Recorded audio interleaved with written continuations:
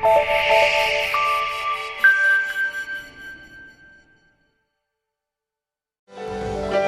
sungguh-sungguh mengucap syukur buat pagi hari ini Tuhan. Sekali lagi untuk ibadah kami boleh memuji menyembah Tuhan di tempat ini. Meninggikan nama Tuhan di tempat ini. Kami percaya Engkau berkenan atas setiap kami Tuhan. Engkau terus memberkati kehidupan kami.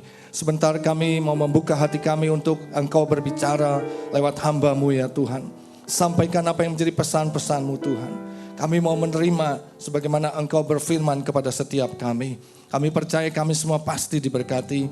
Dan kami pulang tidak akan sama dengan waktu kami datang. Karena kami diberkati dalam hadirat-Mu. Terima kasih Bapa yang baik. Di dalam nama Tuhan Yesus kami mengucap syukur dan berdoa. Haleluya. Amin. Berikan tepuk tangan bagi Tuhan Yesus. Silakan duduk. Sudah yang dikasih Tuhan. Shalom. Senang bisa berada kembali dengan Bapak Ibu Saudara sekalian pada pagi hari ini tempat ini. Pagi hari ini tadi kita sudah mendengar pastor message di mana tahun ini di dalam penanggalan tahun Yahudi itu adalah tahun Ain He, tahun 5775. Kita sudah melihat tadi bagaimana Gembala Sidang kita Pak Niko mengatakan bahwa tahun Ain He ini ada beberapa hal yang kita bisa pelajari. Dari tahun ini saya coba mencatat tadi dikatakan tahun goncangan saudara. Itu sebabnya kita diminta untuk terus banyak berdoa dan berjaga-jaga karena goncangan ini sebetulnya menunjukkan bagaimana Tuhan Yesus akan datang segera. Dan yang kedua dikatakan ini adalah tahun anugerah kasih karunia. Di satu sisi tahun goncangan tetapi di sisi lain adalah tahun anugerah. Di mana kita tidak boleh menyia-nyiakan anugerah itu. Tetapi biarlah kita mengerjakan anugerah keselamatan yang dari Tuhan itu dengan takut dan gentar. Sehingga pada waktu Tuhan Yesus datang kita tetap ikut bisa bersama-sama terangkat dengan Dia. Karena kita melakukan perintah-perintahnya. Yang ketiga dikatakan tahun di mana kita harus membuka hati kita terhadap pekerjaan Roh Kudus. Karena Roh Kudus inilah yang akan mengerjakan perkara-perkara yang besar. Manusia tidak bisa mengerjakan perkara-perkara yang mustahil baginya. Tetapi Tuhan melalui Roh Kudusnya sanggup melakukannya. Itu sebabnya yang keempat dikatakan tahun Ain He ini adalah tahun mujizat yang kreatif. Ketika kita mengizinkan Roh Tuhan bekerja di dalam diri kita akan melihat mujizat yang kreatif. Yang tidak pernah bisa dilakukan oleh manusia. Dan itu sebabnya dikatakan yang kelima kita diminta untuk banyak berdoa. Karena tahun ini adalah tahun untuk kita banyak berdoa, memuji dan menyembah Tuhan. Dan dikatakan yang keenam ini juga adalah tahun Sabat. Artinya tahun di mana kita berdiam diri. Artinya kita harus banyak di hadirat Tuhan dan berharap hanya kepada Tuhan. Saudara kalau saya simpulkan akan beberapa hal. Ya, ini merupakan tuntunan Tuhan yang Tuhan selalu berikan lewat gembala sidang kita. Kalau kita perhatikan, kita betul-betul menyimak dan kita melakukannya, maka kita akan berada dalam tuntunan Tuhan senantiasa. Itu sebabnya ketika saya melihat ke 6 hal ini, saya ditaruhkan hari ini untuk berbicara mengenai kita harus banyak berada di hadirat Tuhan. Harus banyak berada di hadirat Tuhan. Kita akan melihat satu pasal di dalam Alkitab, di dalam Mazmur 73. Mari kita akan melihat saudara, Mazmur pasal yang ke-73 kita baca dari ayat yang pertama. Nanti kita akan belajar sesuatu dari ayat-ayat ini. Mazmur pasal yang ke-73, dari ayatnya yang pertama kita baca. Saya akan bacakan buat saudara, saudara bisa membaca bersama-sama dan juga bisa memperhatikan. Ada banyak pelajaran yang kita bisa ambil dari Mazmur 73 ini. Kita baca bersama-sama Mazmur 73, judulnya adalah Pergumulan dan Pengharapan. Mazmur Asaf. Jadi ditulis oleh seorang yang bernama Asaf. Kita baca sama-sama 1, 2, 3. Sesungguhnya Allah itu baik bagi mereka yang tulus hatinya, bagi mereka yang bersih hatinya. Saudara yang dikasih Tuhan, ini adalah ayat yang ditulis pertama oleh Asaf yang merupakan satu kesimpulan yang dia tuliskan di awal. Ya. Kenapa? Karena kalau kita lihat ayat sebelumnya itu merupakan pengalaman dan peristiwa yang dialami oleh Asaf. Apa yang terjadi? Mari kita baca seterusnya ayat 2 dan seterusnya. 1, 2, 3. Tetapi aku sedikit lagi maka kakiku terpeleset. Nyaris aku tergelincir. Kenapa? Sebab aku cemburu kepada pembual-pembual. Kalau aku melihat kemujuran orang-orang fasik. Sebab kesakitan tidak ada pada mereka. Sehat dan gemuk tubuh mereka. Mereka tidak mengalami kesusahan manusia. Dan mereka tidak kena tulah seperti orang lain. Sebab itu mereka berkalungkan kecongkakan dan berpakaian kekerasan. Karena kegemukan kesalahan mereka menyolok. Hati mereka meluap-luap dengan sangkaan. Mereka menyindir dan mengata-ngatai dengan jahatnya. Hal pemerasan dibicarakan mereka dengan tinggi hati. Mereka membuka mulut melawan langit dan lidah mereka membual di bumi. Sebab itu orang-orang berbalik kepada mereka dan mendapatkan mereka seperti air yang berlimpah-limpah. Dan mereka berkata, bagaimana Allah tahu hal itu? Adakah pengetahuan pada yang maha tinggi? Sesungguhnya itulah orang-orang fasik. Mereka menambah harta benda dan senang selamanya. Sia-sia sekali aku mempertahankan hati yang bersih. Asaf katakan demikian. Dan membasuh tanganku tanda bersalah, tanda tak bersalah. Namun sepanjang hari aku kena tulah dan kena hukum setiap pagi. Seandainya aku berkata aku mau berkata-kata seperti itu, maka sesungguhnya aku telah berkhianat kepada angkatan anak-anakmu. Tetapi ketika aku bermaksud untuk mengetahuinya, hal itu menjadi kesulitan di mataku. Sampai aku masuk ke dalam tempat kudus Allah dan memperhatikan kesudahan mereka. Sesungguhnya di tempat-tempat licin kau taruh mereka. Kau jatuhkan mereka sehingga hancur. Betapa binasa mereka dalam sekejap mata. Lenyap, habis oleh karena kedahsyatan. Seperti mimpi pada waktu terbangun ya Tuhan. Pada waktu terjaga, rupa mereka kau pandang hina. Ketika hatiku merasa pahit dan buah pinggangku menusuk-nusuk rasanya. Aku dungu dan tidak mengerti. Seperti hewan aku di dekatmu. Tetapi aku tetap di dekatmu. Engkau memegang tangan kananku. Dengan nasihatmu engkau menuntun aku. Dan kemudian engkau mengangkat aku ke dalam kemuliaan. Siapa gerangan ada padaku di sorga selain engkau? Selain engkau tidak ada yang kuingini di bumi. Sekalipun dagingku dan hatiku habis lenyap. Gunung batuku dan bagianku tetaplah Allah selama-lamanya. Sebab sesungguhnya siapa yang jauh daripadamu akan binasa. Kau binasakan semua orang yang berzina dengan meninggalkan engkau. Tetapi aku suka dekat pada Allah. Aku menaruh tempat perlindunganku pada Tuhan Allah. Supaya dapat menceritakan segala pekerjaannya. Nah saudara yang dikasih Tuhan, kita membaca di sini. Kita melihat bagaimana si Asaf ini sebetulnya rasanya nggak bisa terima. Dia katakan aku cemburu dengan orang-orang yang dikatakan sebetulnya suka membual. Orang-orang yang congkak, yang sombong. Dan hidup dalam kekerasan, banyak kesalahan, banyak prasangka, suka menyindir dan mengata-ngatai dengan jahat, suka membicarakan kekerasan dengan kesombongan, dengan tinggi hati, bahkan berani melawan dan membual kepada Tuhan.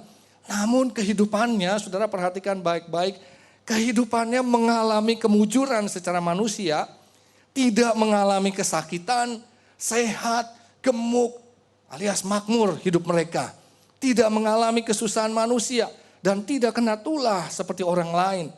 Hidupnya dikatakan menambah harta benda dan senang selamanya. Saudara, bagaimana enggak bisa dia iri hati kalau dia melihat dirinya, saudara. Bagaimana dia sebagai seorang yang hidupnya mempertahankan hati yang bersih. Dia membasuh tangannya tak bersalah. Dia hidupnya tiap hari kena tulah, kena hukum dikatakan. Asaf cemburu dengan orang-orang yang seperti itu. Saudara, hidup Asaf pada waktu itu begitu banyak pertanyaan dan pergumulan tentang hal ini. Dengan pikirannya sendiri dia coba mereka-reka, kenapa bisa seperti ini. Dia mikir. Dia pikir kenapa gitu, sampai dikatakan dia kesulitan. Dia nggak bisa mendapatkan jawaban, kenapa bisa seperti itu. Dan dia sudah rasanya saya nggak perlu lagi mempertahankan kelakuan saya yang bersih. Rasanya saya nggak perlu lagi, saya hidup sungguh-sungguh di dalam Tuhan. Rasanya dia udah seperti itu, saudara. Tapi dikatakan sampai akhirnya Asaf masuk ke dalam tempat kudus Allah.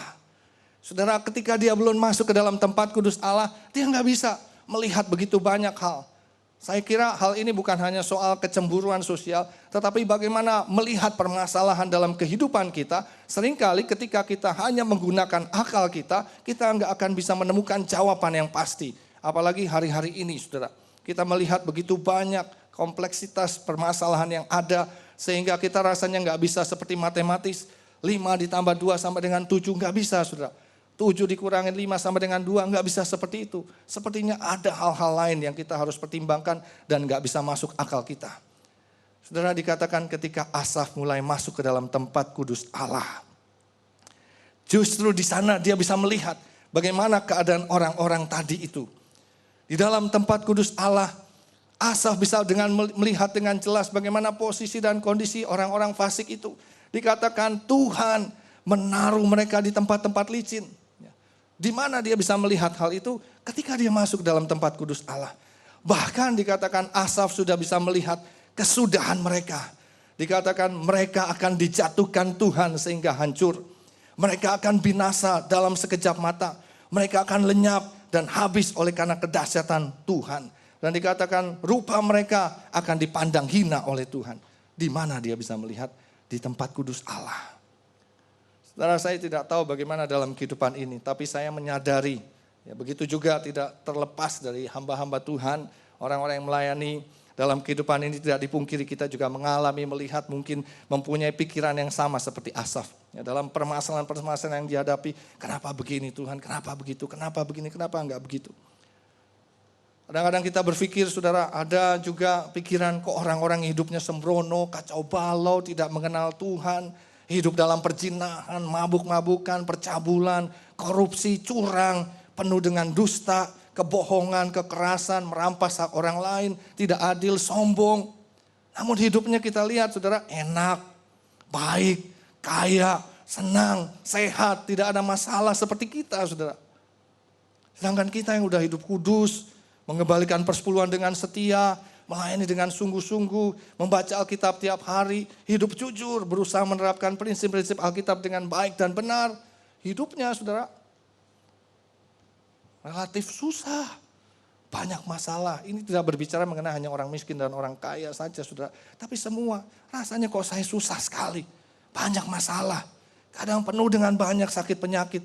Rugi terus, tidak mengalami kelimpahan, tidak mengalami kesenangan seperti orang fasik itu. Saudara, ketika saya renungkan ini, Tuhan bilang, makanya kalau kamu mau pikir-pikir sendiri itu, kamu bisa pusing, bahkan mungkin bisa terganggu pikiranmu, saudara. Tuhan ingatkan hari ini, belajar dari Asaf. Waktu saya baca ayat-ayat ini, saudara, Tuhan cuma ingetin, belajar dari Asaf. Belajar dari Asaf. Saya bilang, apa yang harus kita pelajari? Tuhan katakan, masuk ke tempat kudus Allah. Saudara, masuk ke tempat kudus Allah, ketika saya baca dalam bahasa aslinya dikatakan sanctuary Allah. Masuk ke dalam tempat kudus Allah. Maka kita akan menemukan jawaban dan jalan keluarnya, saudara. Yang menjadi pertanyaan adalah, apa yang dimaksud dengan tempat kudus Allah itu pada zaman sekarang? Mungkin pada waktu yang lalu mereka punya bait Allah. Ya. Mereka masuk ke tempat kudus Allah itu. Mereka punya sanctuary di mana mereka bisa mengalami perjumpaan dengan Allah. Bagaimana dengan zaman sekarang, saudara? Di mana tempat kudus Allah? Kalau saya katakan mari kita masuk ke dalam tempat kudus Allah. Di mana tempat kudus Allah? Apakah gereja di tempat ini tempat kudus Allah? Apakah rumah kita tempat kudus Allah? Di mana tempat kudus Allah? Kalau Tuhan katakan masuk ke dalam tempat kudus Allah. Saudara, ketika saya renungkan akan hal ini, saya bertanya sama Tuhan, Tuhan, di mana tempat kudus-Mu? Tuhan katakan, aku ini ada di mana-mana. Sebetulnya Tuhan ingatkan hal yang sangat sederhana. Hari-hari ini yang Tuhan maksudkan dengan tempat kudus Allah itu adalah menara doa Tuhan. Yaitu satu aktivitas kita masuk dan berada dalam hadirat Tuhan melalui doa, pujian, penyembahan bersama-sama dalam satu kesatuan siang dan malam. Itu tempat kudus Allah. Ketika saudara menemukan satu aktivitas, kegiatan, doa, pujian, penyembahan bersama-sama dalam unity, saudara. Siang dan malam. Ketika saudara menemukan akan hal ini, masuk ke dalamnya, ikut serta di dalamnya, terlibat di dalamnya. Apa yang saudara lakukan? Saudara sedang masuk ke dalam tempat kudus Allah. Apa yang saudara lakukan? Ya udah ikuti saja. Doa, pujian, penyembahan bersama-sama dalam satu kesatuan siang dan malam. Ya. Saudara, apakah saudara harus siang dan malam? Itu aktivitasnya. Itulah tempat kudus Allah. Ketika saudara mau masuk, kapan saja. Kita bisa masuk ke dalam hadirat Tuhan, saudara, hanya melalui doa, pujian, dan penyembahan yang sungguh-sungguh kepada Tuhan. Bagaimana saudara bisa mengalami perjumpaan dengan Tuhan? Bagaimana saudara bisa ketemu Tuhan? Bagaimana kalau dikatakan mari kita masuk dalam hadirat Tuhan, saudara? Tanpa melalui doa, pujian, penyembahan, nggak mungkin bisa. Ketika saudara mulai berdoa, saudara sedang mengalami perjumpaan dengan Tuhan. Ketika saudara mulai memuji, menyembah Tuhan, saudara sedang menghampiri hadiratnya, tahta kudusnya. Kenapa kita masih belum merasakan hadirat Tuhan? Karena doa, pujian, penyembahan kita belum sampai pada level di mana kita menyentuh hati Tuhan. Doa kita masih formalitas, pujian penyembahan kita masih formalitas. Tadi pagi di tempat ini untuk pengerja, saudara, saya mengingatkan mereka, Tuhan katakan latihlah dirimu beribadah.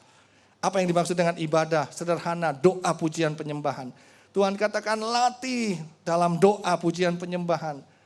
Saudara, kalau tadi kita melihat Pak Niko itu pastor message, itu kadang-kadang gak cuma sekali, saudara.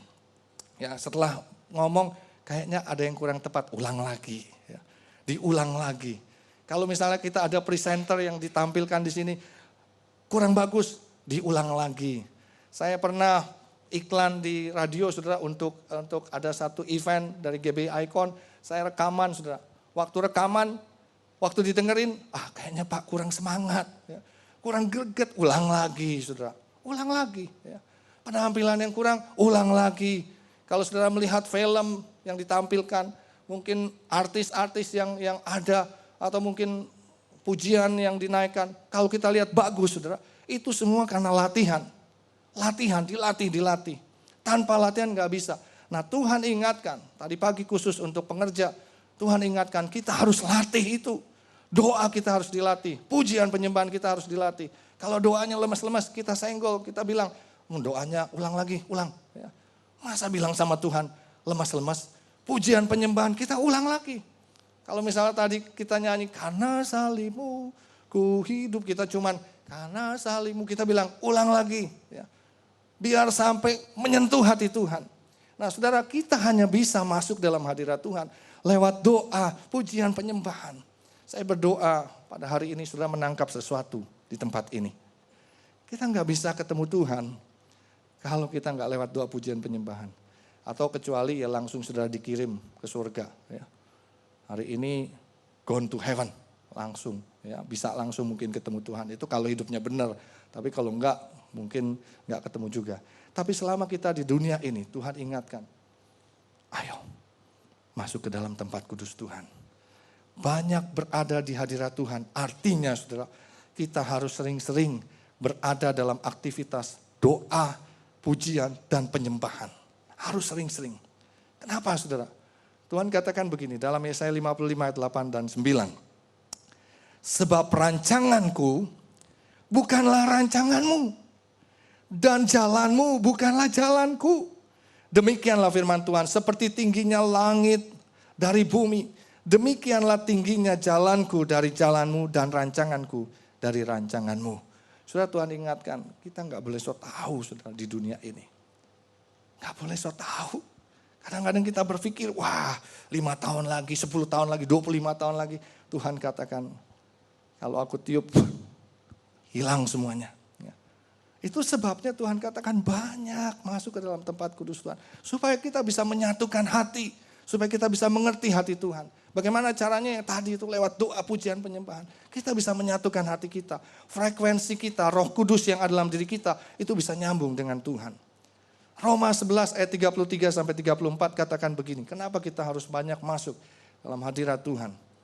Dikatakan, oh alangkah dalamnya kekayaan, hikmat, dan pengetahuan Allah. Sungguh tak terselidiki keputusan-keputusannya. Dan sungguh tak terselami jalan-jalannya. Sebab siapakah yang mengetahui pikiran Tuhan? Atau siapakah yang pernah menjadi penasehatnya? Siapa saudara? Bagaimana kita bisa mengetahui pikiran Tuhan? Yang pertama tentunya lewat Alkitab kita bisa tahu. Tetapi untuk hal-hal yang situasional sifatnya, yang tertentu, yang relevan, kita perlu masuk dalam hadirat Tuhan. Lewat doa, pujian, penyembahan. 1 Korintus 2 ayat 11, 14, dan 16 katakan begini. Siapa gerangan di antara manusia yang tahu apa yang terdapat di dalam diri manusia selain roh manusia sendiri yang ada di dalam dia. Demikian pula lah tidak ada orang yang tahu Apa yang terdapat di dalam diri Allah selain roh Allah? Ayat 14-nya dikatakan, tetapi manusia duniawi tidak menerima apa yang berasal dari roh Allah. Karena hal itu adalah baginya adalah suatu kebodohan. Dan ia tidak dapat memahaminya. Sebab hal itu hanya dapat dinilai secara rohani. Inilah bahayanya saudara. Kalau orang-orang yang gak pernah masuk dalam hadirat Tuhan. Dengan orang-orang yang biasa masuk dengan hadirat Tuhan. Seringkali bertentangan. Karena pikirannya yang satu duniawi. Duniawi itu bukan hanya hura-hura saudara. Tetapi gak nyampe saudara. Apa yang dia dapat dari Tuhan dengan apa yang dia pikirkan di dunia ini gak nyambung. Itu sebabnya harus masuk sama-sama dalam hadirat Tuhan. Supaya nyambung dan mengerti. Kalau enggak nanti dikatakan itu merupakan satu kebodohan. Orang-orang yang duniawi melihat, berdoa atau mungkin ada sesuatu yang rasanya kamu dapatnya ada yang salah. Ya. Tapi manusia rohani bisa menilai. Dikatakan ayat yang ke-16, sebab siapakah yang mengetahui pikiran Tuhan sehingga ia dapat menasehati dia. Tetapi kami memiliki pikiran Kristus. Saudara, Tuhan ingatkan kita yang pertama, karena kita perlu mengerti hatinya Tuhan. Ya. Kita perlu tahu sekarang ini zaman apa saudara. Ya, dengan kondisi, situasi, ekonomi, politik, mungkin hal-hal yang kita lihat sekarang ini sekarang udah sampai mana. Apa yang kita harus lakukan, kita perlu itu. Tapi yang kedua, yang Tuhan katakan yang juga sangat penting dikatakan. Efesus 6 ayat 12. Karena perjuangan kita bukanlah melawan darah dan daging, tetapi melawan pemerintah-pemerintah, melawan penguasa-penguasa, melawan penghulu-penghulu dunia yang gelap ini, melawan roh-roh jahat di udara. Tahukah kita bahwa hidup kita ini bukan hanya darah dan daging, saudara. Kalau cuma darah dan daging gampang, ya mungkin dokter bisa mengobati segala sesuatunya. Tapi ini lebih daripada itu, kita punya jiwa. Tapi lebih daripada itu, kita sesungguhnya adalah manusia roh yang memiliki jiwa dan tinggal di dalam tubuh. Sehingga apa yang kita lakukan dan kita alami di bumi ini bukan sekedar soal darah dan daging. Bukan soal makan dan minum saja. Tetapi ada penguasa-penguasa. Dan perjuangan kita dikatakan bukan hanya melawan darah dan daging. Tapi lebih daripada itu penguasa-penguasa di udara yang tidak kita bisa lihat. Yang sifatnya roh adanya. Bagaimana mungkin saudara? Kita tahu kalau misalnya perceraian itu hanya cuma sekedar saya nggak cocok. Siapa yang tahu bahwa perceraian itu adalah karena ada roh yang menguasai sehingga orang tidak bisa lagi cocok satu sama lain. Bagaimana mungkin hal itu bisa masuk juga dalam gereja, adanya terjadi perpecahan. Terjadi anak-anak sekarang ini mungkin pornografi, kita katakan wah anak-anak sekarang ini pendidikannya sudah terlalu canggih sampai mereka punya gadget. Siapa yang bisa menduga bahwa itu sebetulnya spirit yang bekerja di dalam diri anak-anak muda itu. Saudara, kalau kita nggak masuk dalam hadirat Tuhan, kita nggak akan ngerti akan hal-hal ini. Dan kita akan melihat hanya menimbang dari apa yang kita lihat, kita dengar, kita pikirkan secara manusia. Tapi Tuhan katakan, sebetulnya Tuhan, Efesus 3 ayat 20.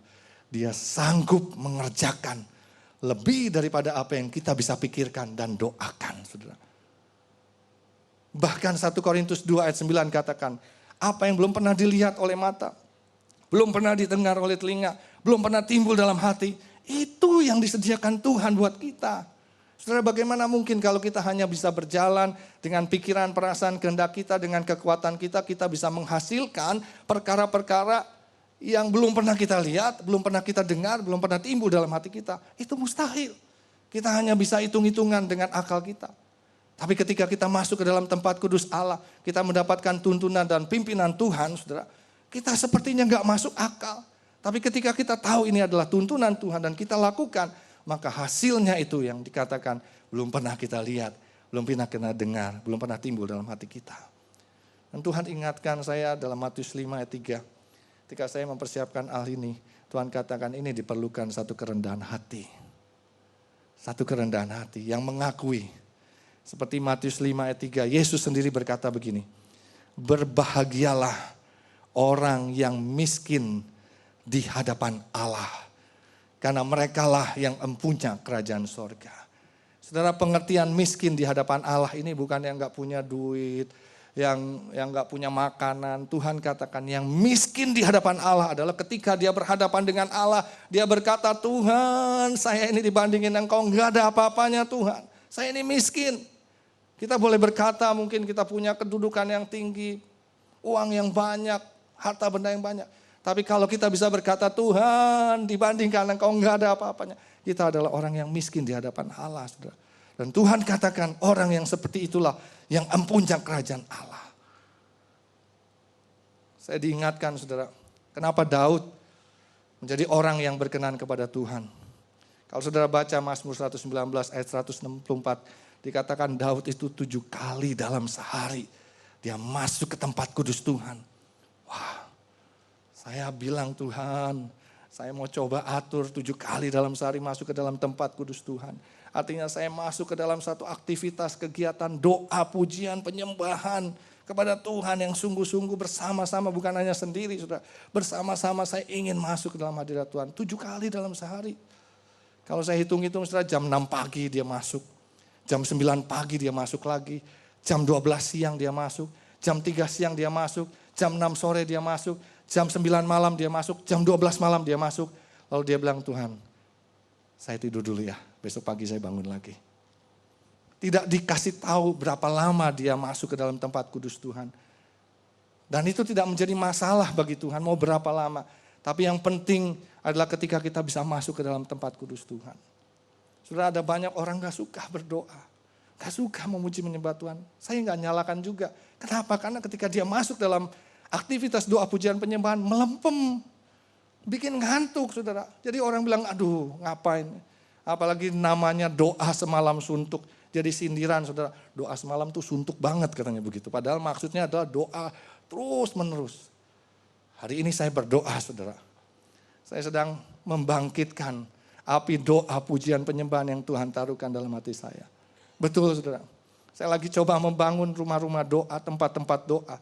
Ya kita ada tempat-tempat doa. Untuk ikon saudara kita adakan juga rumah doa. Ya, beberapa tempat doa. Di sekretariat ikon saya minta dalam 1 hari 2 kali ada doa pujian penyembahan yang harus masuk. Enggak lama-lama 1 jam aja. Ya. Setiap hari 2 kali. Hari Senin kita ada, di sekretariat Rayon 1F juga ada. Ya, hari Rabu kita ada di Senayan City Residence. Di ruang serbaguna. Hari Kamis kita ada saudara. Ini kita berikan kesempatan. Tinggal kita menggunakannya. Ya, saya jamin saudara, kalau saudara datang, saudara nggak akan melempem. Ya. Saudara nggak akan lemas. Tapi ini yang saya encourage kepada saudara, harus datang. Bagaimana dengan Daniel saudara? Daniel 3 kali dalam sehari. Ya. Waktu Daud 7 kali dalam sehari saudara, dia menjadi orang yang berkenan kepada Allah. Karena dia mengerti kehendak Allah. Dia menjadi orang yang dipilih Allah. Dia punya kakak-kakak saudara lebih hebat daripada Daud itu. Ya. Tapi pada waktu itu nggak dipilih sama Tuhan. Ya. Ketika Samuel harus mengurapi anak Isai, maka Daud itu nggak ditampilkan, nggak dihadirkan saudara. Daud itu menjadi anak bawang. Daud menggembalakan kambing domba dan dipercayakan hanya 2-3 ekor. Tapi dia punya hubungan yang baik dengan Tuhan.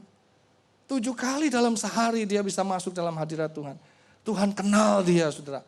Itu sebabnya ketika Samuel disuruh mengurapi anaknya Isai, ya, Daud gak ditampilkan, Tuhan bilang masih ada satu lagi, panggil dia saudara. Itulah orang yang dikenan Tuhan saudara, akan diingat Tuhan. Walaupun mungkin disingkirkan, dijauhkan saudara. Tapi Tuhan akan ingat dia, gak bisa lupa. Bahkan dia menjadi orang yang berkenan kepada Tuhan. Dan yang luar biasa saudara, ketika ada Goliat menantang bangsa Israel pada waktu itu, Daud mengerti ya, bahwa dia harus perangi Goliat itu. Orang lain takut, tapi dia nggak takut saudara. Kenapa? Karena dia biasa ketemu dengan Tuhan. Dia punya satu holy boldness, keberanian yang kudus, keberanian ilahi dari Allah untuk bisa mengalahkan Goliat saudara. Goliat yang tingginya lebih kurang 3 meter dengan perlengkapan senjata yang begitu luar biasa secara manusia. Dan Daud waktu ditanya sama Saul, kamu punya pengalaman apa? Daud cuma bilang begini, saya punya pengalaman menggembalakan kambing domba ayahnya. Ditanya yang berapa ekor? 2-3 ekor saudara, malu-maluin. Tapi Daud bilang dengar dulu, ya 2-3 ekor itu pada waktu mau dimakan sama beruang sama singa. Wah saya nggak kasih, saya kejar beruang dan singa itu. Saya tangkap janggutnya, saya cabik-cabik, saya bunuh. Saudara, si Saul mungkin mikir apa hubungannya ya. Beruang sama singa, sama melawan Goliat. Dia bilang tenang aja ya. Itu Goliat datang dengan pedang, dengan lembing, dengan segala macam. Aku datang dalam nama Tuhan. yang menjadikan langit dan bumi. Saudara, ada satu kekuatan dari dia. Dari mana? Karena dia punya hubungan yang baik dengan Tuhan. Dia nggak lihat dirinya, saudara. Saul dan orang-orang melihat dirinya kecil, nggak pakai apa-apa. Sampai Daud itu dibilang begini sama Saul, udahlah kamu pakai perlengkapan perang saya. Ya dikasih baju, kasih baju sirah.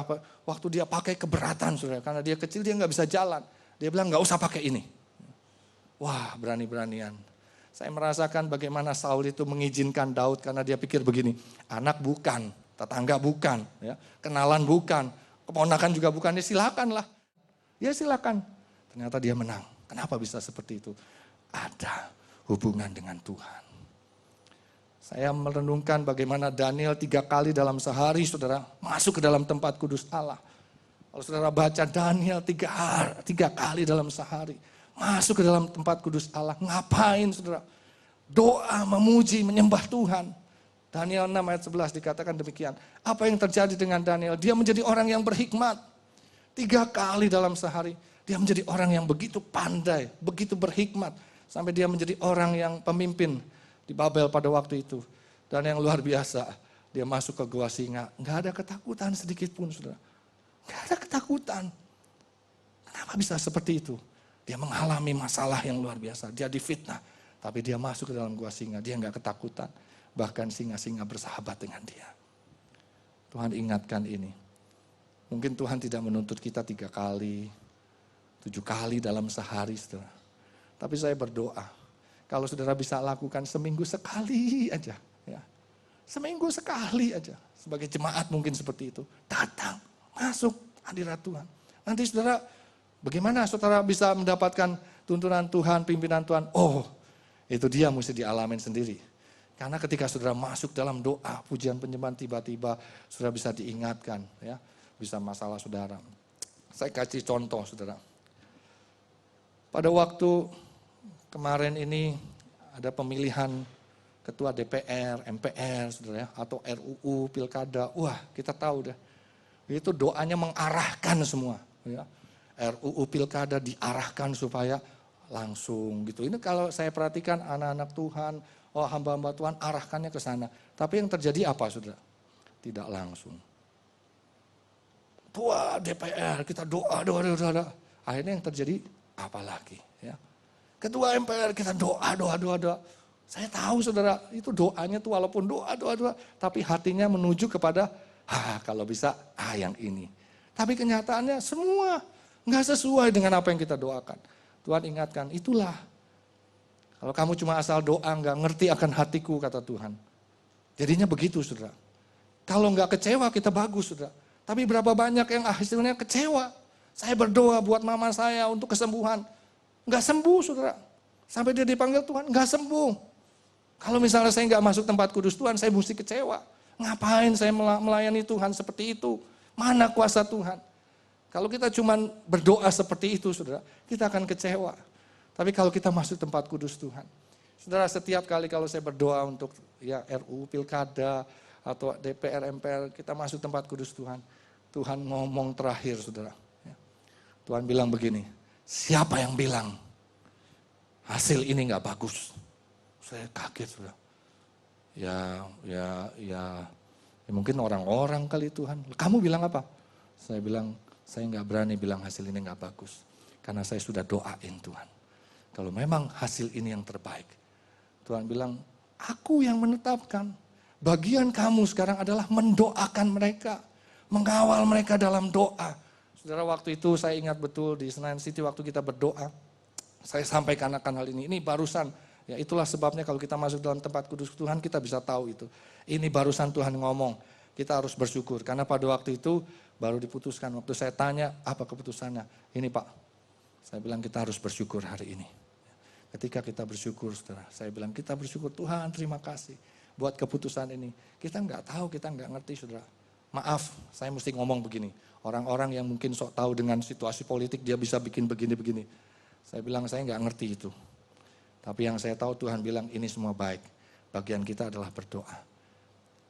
Saya nggak tahu, saudara, ya saudara mau bilang kebetulan atau mungkin mau bilang politik juga. Tetapi nggak lama kita lihat di koran. Bagaimana itu bergandengan tangan, ya, DPD, DPR, MPR, calon presiden yang baru, itu bergandengan tangan. Ya. Tapi saya merasa ini adalah Tuhan. Kalau saudara mengerti akan hal ini, nanti ke depan ini lebih kompleks lagi, saudara.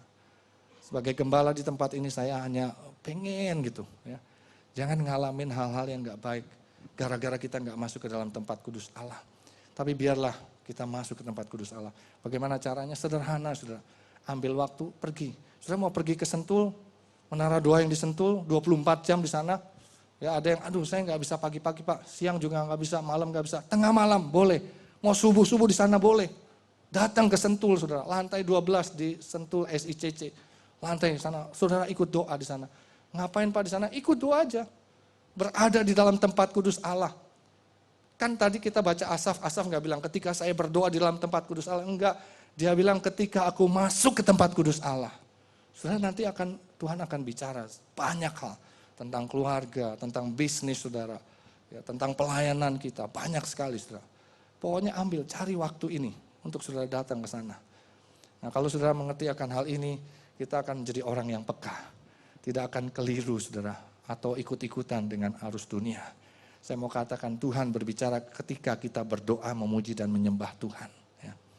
Kita bisa ketemu Tuhan lewat doa pujian penyembahan, tapi Tuhan juga berbicara lewat doa pujian penyembahan. Karena itu kalau ada kesempatan juga di sini, saudara ketika kita ibadah, pujian penyembahan, mari nikmatin juga saudara. Seringkali Tuhan bicara lewat doa pujian penyembahan kita. Saya sudah pesankan kepada tim pujian penyembahan, sungguh-sungguh dengan Tuhan. Latih dengan baik, bukan hanya latih teknis saudara, tapi latih mengucapkan. Tadi saya latih bagaimana mengucapkan Tuhan Yesus dahsyat. Saya suruh ngomong saudara, bagaimana kamu mengucapkan Tuhan Yesus dahsyat. Kadang-kadang kita cuma Tuhan Yesus dahsyat. Masa sih ngomong Tuhan Yesus dahsyat seperti itu? Pada waktu diucapkan Tuhan Yesus dahsyat.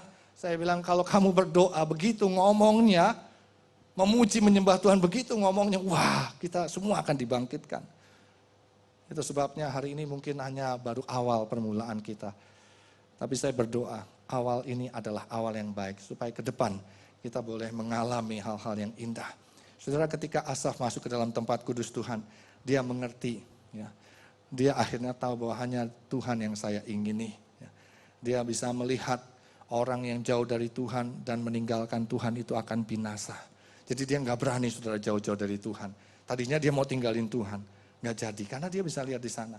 Dan dia bisa lihat orang yang suka dekat dengan Allah itu yang banyak dalam hadirat Tuhan. Dikatakan dia bisa melihat dilindungi, dituntun, dinyatakan kemuliaannya. Sampai dia bilang kalau aku suka dekat dengan Allah. Supaya aku bisa menceritakan segala pekerjaannya. Artinya orang itu akan mengalami hal-hal yang baik, yang indah. Itu sebabnya dalam ayat 1 tadi Asaf akhirnya menyimpulkan sesungguhnya. Artinya dia baru realize, baru menyadari, dia baru terbuka sesungguhnya. Allah itu baik bagi mereka yang tulus hatinya. Bagi mereka yang bersih hatinya. Saya berdoa kita menangkap akan hal ini, banyak berada dalam hadirat Tuhan itu banyak masuk menara doa, dalam aktivitas kegiatan doa pujian penyembahan. Jangan berpikir saudara bahwa tanpa masuk menara doa kita bisa. Ya. Saya berdoa sungguh-sungguh supaya saudara nangkep ini. Saya sedih kalau ada orang yang menyepelekan akan hal ini. Sedih sekali. Kenapa? Karena saya bilang, karena dia nggak tahu. Tuhan Yesus sendiri pernah berpesan kepada murid-muridnya, waktu dia ditangkap saudara. Mau dianiaya di Taman Getsemani itu, mau ditangkap. Dia pesan sama murid-muridnya dalam Matius 26 ayat 41 dikatakan begini. Setelah itu Yesus kembali kepada murid-muridnya dan mendapati mereka sedang tidur. Ia berkata kepada Petrus, tidak sanggupkah kamu berjaga-jaga 1 jam dengan aku? Apakah maksudnya disuruh doa 1 jam? Enggak. Masuk dalam tempat kudus Tuhan. Tidakkah kamu sanggup berjaga-jaga 1 jam dengan aku? Tuhan katakan berjaga-jagalah dan berdoalah. Supaya kamu jangan jatuh ke dalam pencobaan. Roh memang penurut, tapi daging lemah. Ini dia masalahnya. Saya berdoa saudara, supaya tangkap ini. Ya. Mulai hari ini, sudah mulai lihat jadwal-jadwal doa, saudara hadir. Kalau perlu misalnya di rumah saudara, Pak, saya nggak bisa kemana-mana. Bikin Pak tempat kudus Tuhan di sini. Ayo kita doa sama-sama. Ayo kita datang sama-sama. buka rumah saudara untuk tempat doa. Kita akan datang saudara, kita akan doa di sana. Benar-benar berdoa, memuji, menyembah Tuhan, doa. Ini bukan cool saudara. Kalau cool tuh hehehe kita ngomong, ini enggak, datang itu cuma doa, pujian, penyembahan. Cuma itu aja. Dan itu luar biasa hasilnya. Amin.